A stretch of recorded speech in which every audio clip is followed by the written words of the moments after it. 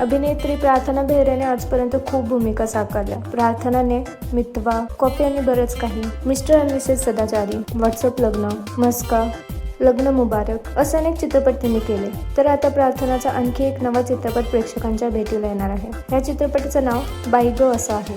हा चित्रपट 12 जुलै 2024 प्रदर्शित होणार आहे. या चित्रपटामध्ये स्वप्नील जोशी, नेहा खान, सुकन्या मुने, दीप्ती देवी, अदिती सारंगधर, सागर करंडे, नम्रता गायकवाड हे कलाकार देखील या चित्रपटामध्ये झळकणार आहेत.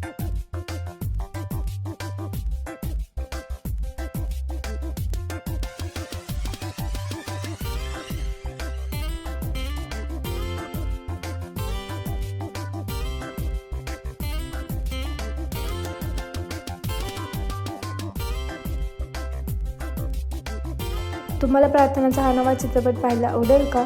हे आम्हाला कमेंटमध्ये नक्की सांगा. धन्यवाद.